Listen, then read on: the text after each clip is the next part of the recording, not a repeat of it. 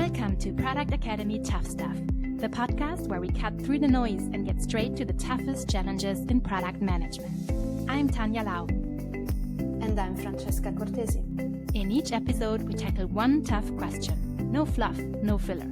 Just candid insights from seasoned product leaders. Our guests deliver actionable, real-world answers. Whether you're an experienced product leader or just stepping into the product world, this is your go-to podcast for sharp, tested advice, condensed for your busy schedule. One tough challenge, practical insights, short and real. Let's dive in. So good morning, good evening, or good afternoon, depending on when you are listening to this. We are here today with a new episode of Tough Stuff, and we have a tough question that is really top of my head right now, and is one that is really, really difficult. So how do we keep performing on a high level but sustainably and for a long time? I think we're all good, making that sprint and being on top for 1 week, 2 weeks, 3 weeks, 1 month, but when that it becomes 1 year, I guess it's more difficult. And with us today, we have Mareike Müller. She is a coach and she is a mentor. She works mainly with founder and leadership team, just on this small, quote unquote, small question on how do you keep up high performance. So welcome to Tough Stuff, Mareike. Thank you so much. Yeah, happy to share a little bit around that topic because it's very relevant. Oh yeah, especially for me, right? I just started a new job and I was saying that I was feeling like in a tornado, and it's this mix of you want to show, they made a good hire, you have a lot of new information, you have a lot of things happening. And I definitely found myself burning a little bit of that midnight oil and already, feeling it. So I was like, I'm so happy that we talked already and we were recording this episode, because now no pressure, right? I expect you to give me all the answer of how I make my life sustainable now. So what are your first tips when you start working with founders and C-level on this question, Mareike? So I think the first is as same as when you go to a doctor. Like, I'm not a doctor, but usually when you go to a doctor the first time, they should ask you a lot of questions around why did you come here, and so what's going on, mainly about the illness or whatever you think you have. But it's kind of the same. You need to know what's the status quo in your life. Like, how does work look like? How much do you work? How stressful is it? What's kind of going on? The overall also feeling of work. Is it enjoyable? Is it just stress? So these kind of things. And then, of course, because we only think about high performance at work very often. That's our main concern. But we cannot just look at that without looking at, so how does your private life look like? And with that, I mean the habits you have outside work, but also your social life. Because to be healthy, to be able to high perform, it's many different components. It's not just what's happening at work. So this is basically kind of looking at the status quo and so like, okay, so where are you starting at? Maybe also even looking at specific areas and giving him like a punctuation to say, okay, so you feel when it comes to social life, you're at a 3 because of X, Y, Z. To then see, okay, well, how can we get these things up so your life is more balanced overall? So it gives you more resilience to work through maybe very busy, very demanding, very stressful days. This is usually where I start to kind of understand the person better and where they're at. Because if I would just say, okay, you're stressed, then that's a really difficult starting point, because anyone means something else when saying I'm being stressed. So also digging deeper into what does stressed mean for you? Yeah. Right. And I mean, just already there, I think there's like something interesting to unpack, because you said if you look at your life or your week, let's put it like that to be less philosophical, as a plate, right? So how much is allocated to work? How much is allocated to your free time? How much is allocated to your family, to your friends, etc.? And already there you said, like, what is your balance? And there I think is like what balance means to me is probably different from what balance means to you. And as if I hear you correctly, is like already thinking where you would like to be. And the thing that I reflect about is that many times I like if you ask me like what is a balance, I have like, to me a healthy balance is like I don't do too much work, I don't do too much family, you know, I have like, that is also stressful sometimes. Yeah, So absolutely. it's like, you know, I am able to keep my work at work, so I don't have to think about it. I don't wake up in the middle of the night, or I don't have to do weekends. I'm able to do like my exercise that I like, my yoga and my running, like 3 to 4 times a week. I'm able to, you know, read, being able to concentrate and spend time with my husband. You know, that would be like the best. And then reality hits, like, right? So it becomes like that I do kind of, instead of having this balance, I kind of see, okay, there's too much of work. And then I'm like, okay, I'm doing this for, let's sprint through this, right? I have this big thing that I have to deliver, or I have this context that I have to do. I have the board meeting, I have whatever, insert your delivery of your choice. Then that takes over for a period of time. And then I think in my head, okay, I do this for, let's say, 2 weeks. And then in the next 2 weeks, I'm gonna end early and, you know, stay more with my husband or run a little bit longer to counter compensate, you know, that balance. Problem is it becomes really frenzy in a way. And many times I don't have that bounce back period. So the whole balance become unbalanced by design almost. So when you do, like, I get really curious, you know, when you do this kind of health check to start with, how do you then like take that balance for you and mirror it on the real life that is happening for the majority of us? Yeah. So one thing that you already mentioned in the beginning, which is important, is that balance looks very different for each one of us. And also, there are people that work 12 hours per day, 6 days a week, and they do not burn out. So it's not only about balance in terms of quantity, how much do I do of each thing, it's also quality. So, and other people burn out and they're just working 6 hours per day, 4 days a week. So it really, really depends on who you are and kind of, especially with work, how much work itself fuels you and how much it drains you.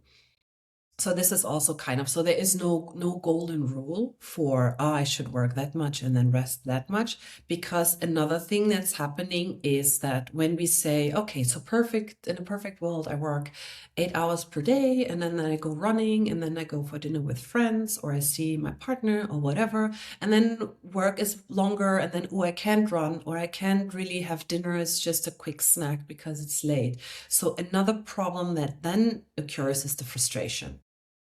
Oh, I should do 4 times per week my running, and now it was just twice. It's like, oh, I really want to have dinner with my best friend. I haven't seen her in a while. Oh, but I had to cancel twice. So this is then, of course, another stressor that comes in. So even though I know it's really easy to say, sometimes when we know we have a stressful phase at work, then it's just simply to accept that we have to compromise on things. And meaning, okay, instead of 4 times per week, I'm going to do sports maybe twice a week. Mm-hmm. Because if I try to squeeze in 4 times just to keep my kind of checklist going, it will be more stressful and be more draining, and the benefit is basically gone. Of course, doing sports, for instance, is very important for us to be healthy and resilient and strong and all that. But the thing is, if we're trying to squeeze more hours out of the day, then it just simply doesn't work. We're there 24 hours. There's not much more you can do. And if you say like, haha, well, I know how to cheat the system, I just sleep less. And then I have the hours to run or to maybe have breakfast with a friend. Then this is also something that you can maybe do for 2 weeks or so, and then you will massively crash because our body needs the sleep, and 6 hours per night. Again, some people say like, no, I don't need more, but we do need more than 6 hours sleep per night. So this is also kind of the thing. If it's a phase, adjust. So like, okay, it's just the delivery of this project. This will be, I don't know, 1st of June. I adjust. I let my friends and family know that I have to take a step back. This is really important and I want to focus on that right now. Then it's okay. But if it's, of course, long term, it's like, no, it's not the 1st of June. This is just my new life. Then, of course, I would recommend to check, okay, this is, there the balance is off. Maybe it's unrealistic to doing sports 4 times a week, but also just doing it once or twice isn't then the answer either, or seeing your friends once a week isn't the answer. So then it's really kind of sitting down, looking at your life and doing a readjustment. And then, of course, if possible, also looking at work and see if there's any way to maybe delegate a project or get more flexibility. So you can say, okay, I can go for lunch with a friend because I have a longer lunch break. And then I can put that in. So, but this is on the rational side. This is planning, organizing, and we all love that. But the other side is, of course, what does our body need and want? Because when we talked about it earlier, the mind over matter thing. So we always think, and we grew up, most of us grew up like that, with our brain, our mind is the most important thing. Of course, most of us are knowledge workers. So yes, we need our hands to write, and this is basically where the body ends. But the brain is really important. And we kind of grow up like that. That's the most important thing. But the problem is that our body actually has to say. So when we look at communication inside the body, then 80% of the communication goes bottom up from the body to the brain, and just 20% go from the brain or from the head down into the body. So you can already see, and this is a fact, you can already see that if you say mind over matter, there is an absolute limitation to it. But the problem is, since there's so much focus on the mind, is that we lost the communication with the body. So we're constantly overriding. We're tired. It's like, no, just finish up these emails. You're overriding. Or it's like, oh, yeah, no, I don't know. It's really late and I'm physically tired, but hey, it's Thursday and I haven't been out running once. I'm going to go. So it's these small things, and if you just look at them in isolation, it's totally fine to here and there go over your limits because it's a busy world. But if this becomes kind of the normal because you want to squeeze in things and you're not listening to your body, you're also, of course, exhausting it even more. And then at some point you have kind of some, depth in there you cannot recover. And this is then, of course, when you feel like, oh my God, I slept 10 hours tonight. I'm still tired. I'm eating well, or I'm doing this, I'm doing that. Oh, I still like my brain is fried, whatever. And this is kind of the thing. It creeps in. Like if anyone or if you ever had a burnout, it creeps in. It's not that you wake up one day and boom, there it is. That's what you think. You wake up one day and it's like, boom, there it is. But there were a million signs on the way that you were overriding and a million behaviors you did to push your body up to a point where it had to answer with a burnout in terms of saying, I'm shutting down. We're done. You rest now. I don't let you do this crazy lifestyle any longer. So yeah. I, when you were talking, and I was like, in some things, guilty as charged, All and of it's us. like, and it's, that, oh, I go running anyway, and then I'm like 2 kilometers in, and I wish I was not born in that moment. But it's like, what I hear you saying is two different things. Is like, one, it's about recognizing maybe the smaller signs. If you're tired, maybe you have to take a step back and rest, whatever that is, like not going for a run or not answering to the email or not finishing the slide deck or whatever that is. And two, it's also like, it's about boundaries. You said something, it's, is that deadline coming, or is just not a phase, it's just like a new lifestyle. And here I think it's a little bit of the heart of the question, because I think, as you said, like in theory, maybe not all, but many of us would really like to follow this way of operating. But it's a lot going on. It's like, it's external input, it's expectation we put on ourselves or others put on ourselves. It's what we were taught. Like just the grit, just go through it. You're gonna get it. How do you, do you have any concrete tips on how we actually rewire a little bit to make sure that we are in this for the sustainable and long way? Yeah, so this is a really good point, because we are all under a lot of different pressures or influences. So of course, it's the expectations we have towards ourselves, how we want to perform or look like or behave. Then we have the expectations from our family and friends or children, our bosses and everyone at work, society, social media, etc., etc. So there are a million people that tell us how things should be, how we should be, what is normal in quotation marks, etc., etc. And so, of course, we're kind of torn in many different directions of how we should be, and it's very easy to lose ourselves in all these expectations, because, to be honest, very often when we even talk about our own expectations, we have to think about, are these really our own expectations, or is this kind of more, I think this is what's expected of me, so I make it my own expectation.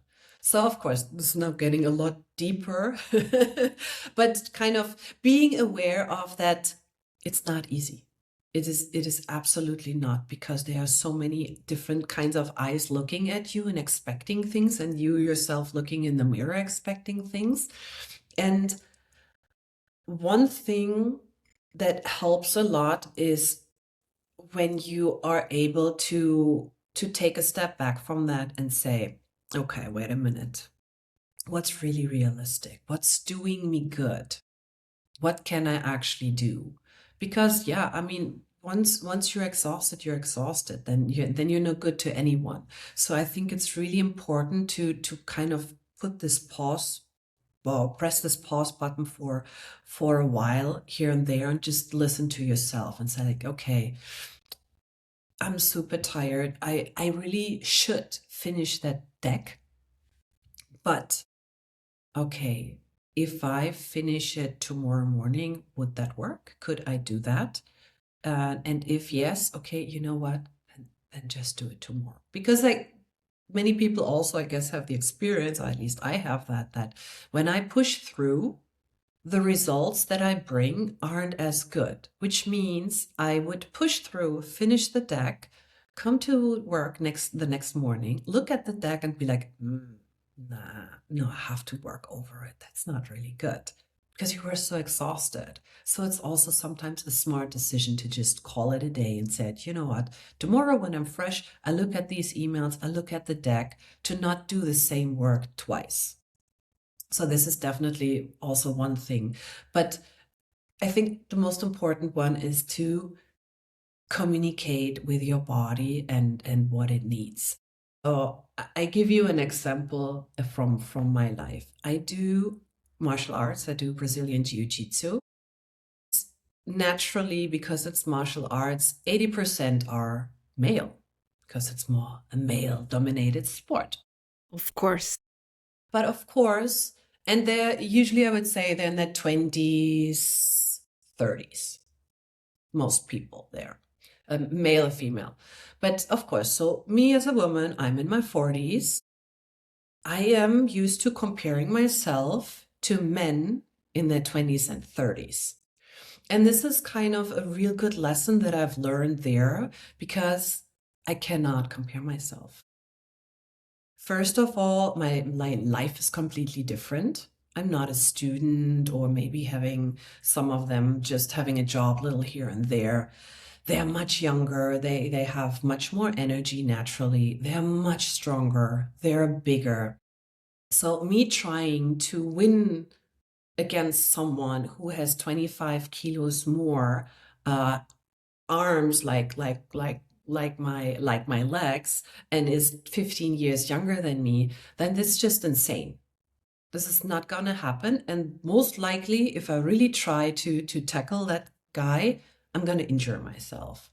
And for me, this is kind of a great example that we compare ourselves, but it doesn't really work very often to compare ourselves, because all of us have a different life circumstances, male, female, age. There's so many, also health history, lifestyle. There are so many differences.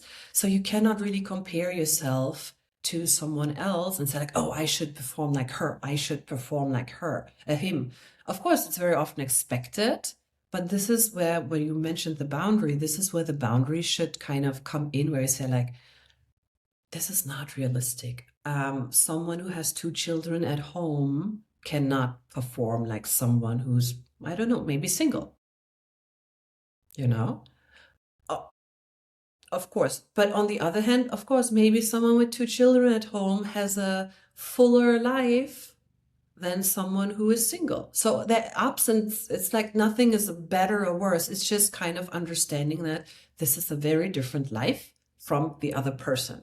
And so I cannot compare myself to a mother of 2, as I cannot compare myself to a man of the age of 25. And especially then, also what comes in, to not to go into deep, but it's important to mention when women compare themselves to men, that we all have the run on the circadian rhythm, which is our 24-hour clock. So that we have in common.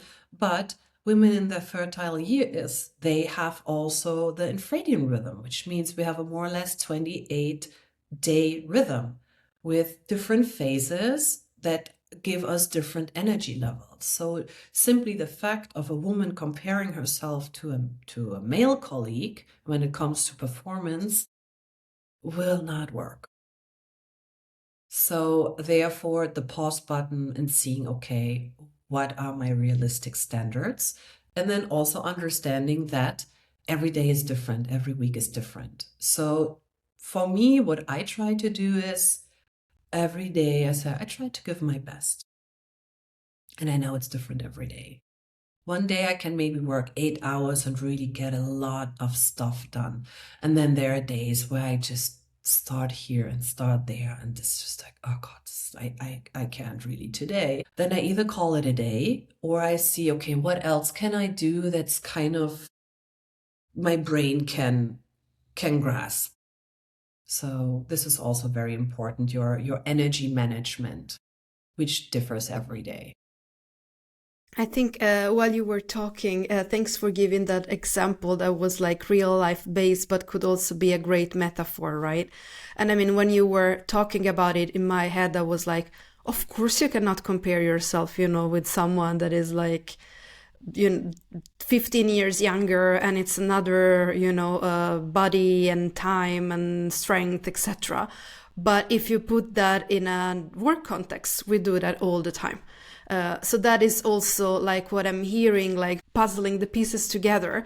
It's obviously, it's about, this goes back to the frustration you were talking about, right? I mean, because when I am like taking the metaphor but at work, but when I'm not at my top 6 hours, 8 hours, God, I was so productive to do this and that. And then I had a good meeting, and then I did it, like, and then the day after I'm like, I read an email for 45 minutes because I cannot even understand, what that mail says. True story. And the expectations are the same, and then the frustration comes up. But it's like, it's a little bit on that day you are fighting against the 20 years old guy there, which is impossible. So what I'm thinking, and maybe you said it, that you when it's about connecting, it's about recognizing it, it's about taking a step back.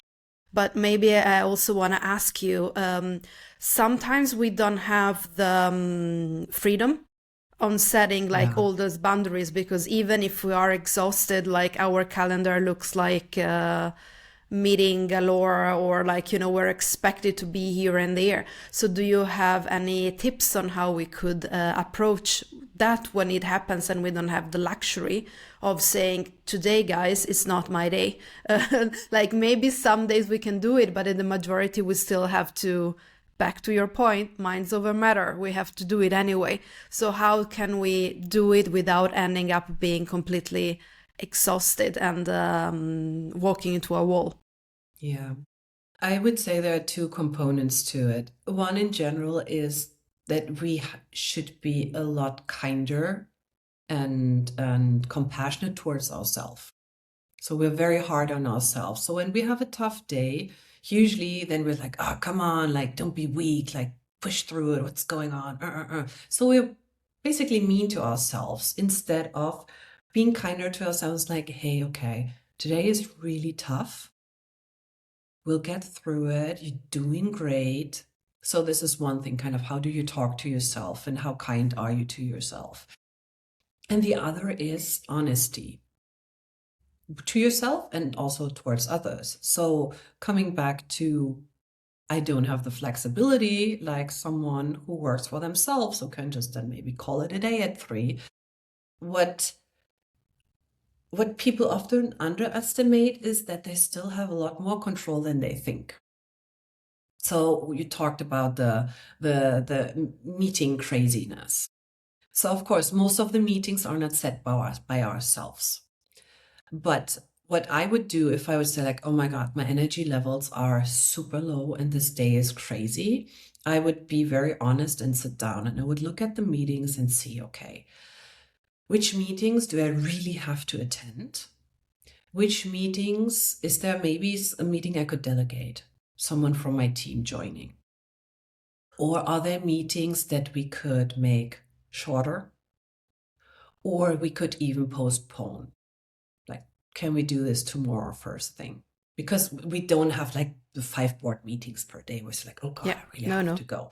So this is one thing, to be really honest with yourself. Like, do I really have to do these, let's say 6 meetings today? Or is there a way to move things around? And then be honest with others and say like, hey, my energy is, I don't know, really not there today. Of course, you have to be mindful with whom you can be straightforward. Open, but yeah, and say like, hey, could you take this meeting? Or can we move it? Can we make it shorter, etc., etc.? So this is one thing. And then the other is, and they have shown really great results, is mini breaks. Or micro breaks, they're called. So this is something that's recommended, and you should do, if you can, do a micro break every hour. I know sometimes that's hard, but it's an easy shift because it's really short, because a micro break is just really a couple of minutes. So you go for another tea or coffee or glass of water, or you look outside of the window, you do a little bit of stretching, you do a little bit of breath work. These are micro breaks. So you really just, is this just a quick break from all that, quick reset? So like, okay, now to the next. So instead of rushing from meeting to reviewing something, to brainstorming, to meeting, and this and that, you make a little break in between. And this really helps to kind of reset, because the thing is, why we're also sometimes extremely tired at the end of the day is that our days are very stressful, which means due to the pressure and everything that's going on, we easily pass a lot of time in the fight or flight response. And that is, the fight or flight is very useful if it's here and there, very punctual, but if it's over a prolonged amount of time, it's very draining on the body. So what these micro breaks do is they get you out of fight or flight. So they get you into what's called the rest and digest state. And then, of course, in the next meeting, you're going to go into fight or flight again, usually. But the more you can do these kind of quick breaks, the more your body has time to settle and to take a breath. And then also, of course, we have our lunch break. So try to not sit at the desk to answer 3 more emails, but to really say it, you know what? I go for a walk, like a stroll. I'm just walking. Or if you can, I sit on a park bench in the sun for 20 minutes. So these kind of things, in our stressful lives, we have to be really, really mindful about breaks and rest. Because we talked about this earlier, it's exactly this thing, mind over matter. We think, okay, I just power through Monday to Friday, and then I have Saturday and Sunday, and I'll relax and I reset, and Monday I'm like on top again. Or if things are crazy, it's like, oh, I have this vacation coming up in July, 2 weeks, and then I also in autumn have another week. So we're kind of focusing on, okay, I just survive until the summer vacation. And I also done that very often. It's like, no, you have this vacation in 2 months. I just power through. But the thing is that even though our mind thinks this makes sense, of course, there's this deadline and I can make it, our body doesn't, because as I mentioned earlier, we're working on this 24-hour clock. So our hormones, our metabolism works, not everything, most things work on these 24-hour, like over and over and over. So which means if you sleep 4 hours every night during the week, you cannot say, okay, well then on the weekend I sleep, I don't know, 12 hours each night, and then I kind of balance it out, because our body doesn't work like that. Of course, we tend to sleep more on the weekend, because we can, and also, yes, we're tired, but the calculation doesn't work that you just, everything you didn't do from Monday to Friday, you pack into the weekend and it will be fine. Or even worse, everything you didn't do during the spring, you can do on your early summer vacation. So that just doesn't work. So it's important to understand that we work in 24-hour sprints, so to say, of our bodies. So whatever your body needs to be put in there somehow. Rest, breaks, movement, food. You cannot just say, okay, I just eat pizza Monday to Friday, and then on the weekends I eat my salad and it'll be fine, because I ate 2 salads, not just one, So this is really important to understand when it comes to high performance also, that your body doesn't care about the weekend. Your body doesn't know what the weekend is per se. That's a concept humans invented. So try to find these things in every day. Have micro breaks. Have time for rest. Also something that I see a lot when people have a very stressful day, or annoying day, frustrating day, whatever, just like not nice. It's like, and after work, I go to the gym and I let it all out. Because that makes sense. I also thought, yeah, of course. But if I had a shitty day, to be honest, then I just let it all out in the gym or whatever exercise you do to really. And then I'm so tired, and I just go home and sleep. I have dinner and then I go sleep. But there are a couple of things that really don't work, because exercise like strength training or high rocks or whatever it is very stressful for the body per se. So of course it's good on one hand, but it's very stressful. So if you already had a very exhausting day, and then you put the stress of of this exercise on your body, it's counterproductive. It's even worse. So, and then if you then have a late dinner, that's then even worse, because you will go to bed. Your body is super exhausted because of the work day, of the late and hard workout you did. And then the late dinner, which means your body will not recover at night as it should. It will digest the food that you ate so late. And it's also kind of struggling with all the exhaustion that you put on it. So for instance, if you really had a stressful day, do movement. So go for a walk, do very light yoga, do stretching, even chores at home, you know? So things where your nervous system is in rest and digest. That's really important, because when you do sports, your body is of course not relaxed.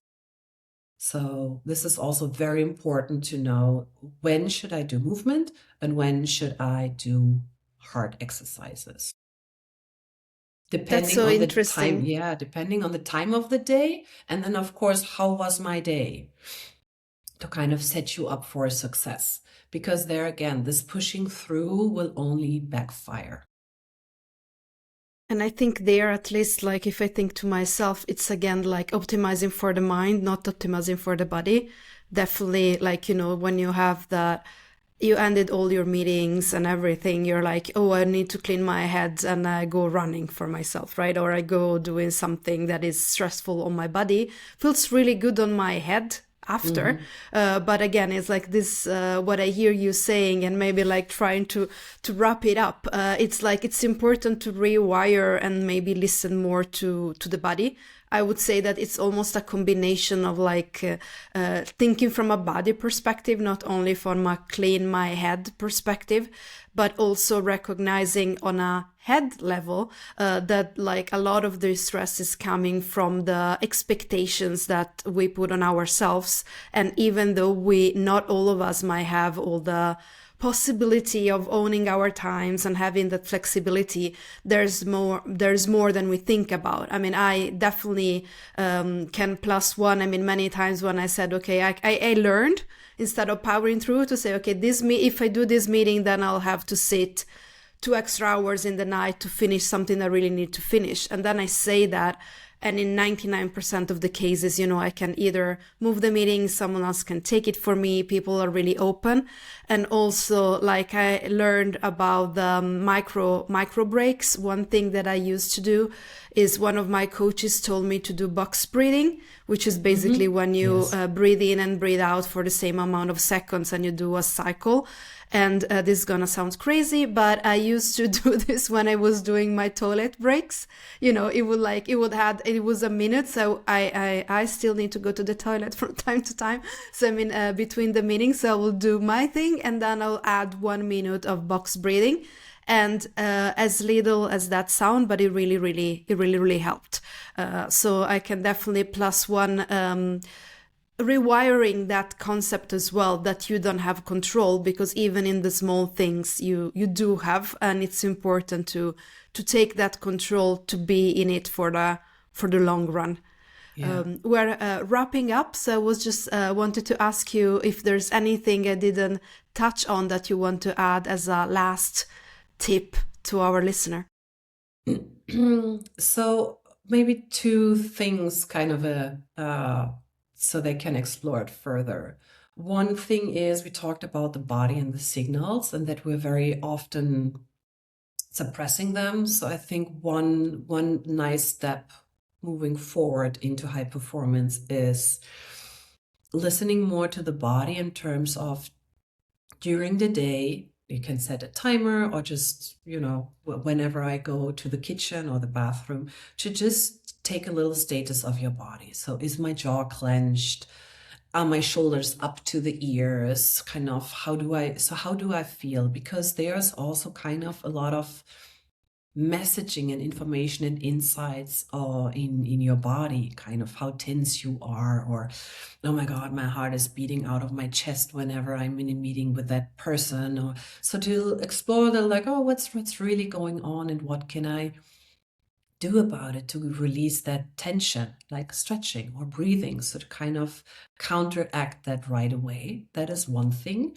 And another topic that I'm really passionate about is when it comes to, especially for us as knowledge workers, have to be sharp, we have to be focused, we have to deliver a lot of things, is I'm a big fan of nootropics. I know they had their buzz, but actually there are things in herbalism that are used for thousands of years. So it's actually not that buzzy. It's something like caffeine. That's a nootropic in and of itself. So I'm a big fan of nootropics and using them wisely. So for instance, creatine is really good. I know most of us connect that to going to the gym and all that, but it's also, I take creatine every day because it's really good for your cognitive performance. And then when it comes to stress resilience, there are also certain things like ashwagandha, so they're adaptogens that work kind of on your whole stress resilience and all that.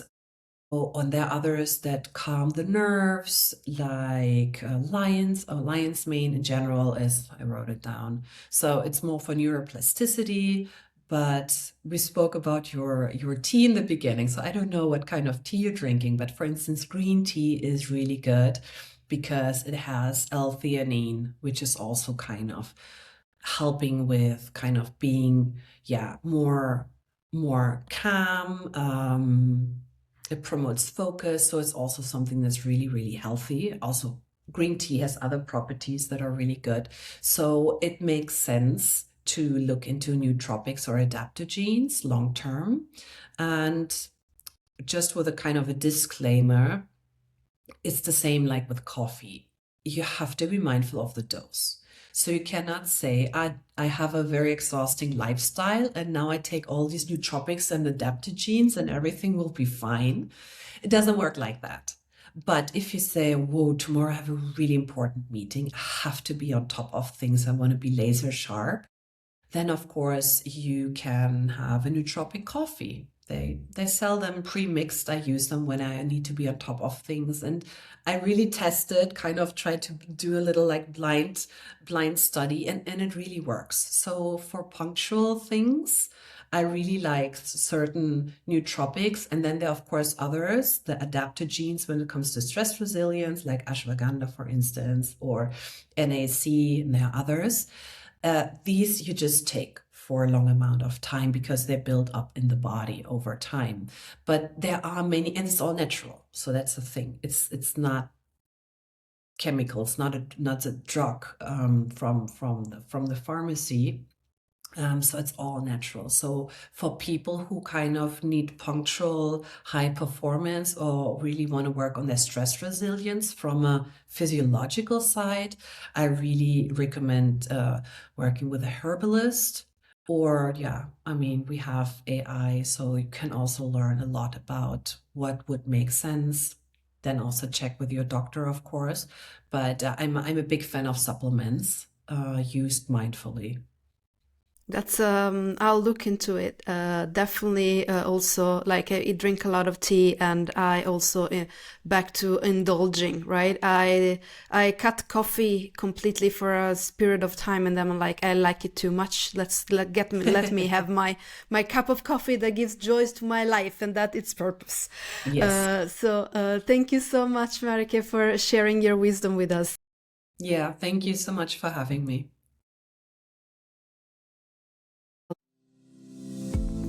Thank you for tuning in to this episode of Product Academy Tough Stuff. We hope today's tough question gave you practical, actionable insights. If you enjoyed the episode, do us a favor and leave a rating or review. It will help us grow the podcast and make future episodes even better. Got a question for us? Send an email to toughstuff@productacademy.ch and ask away. We read any submission and might answer yours in a later episode. Thank you again for listening. We'll see you next time with another tough challenge to tackle. Until then, take care.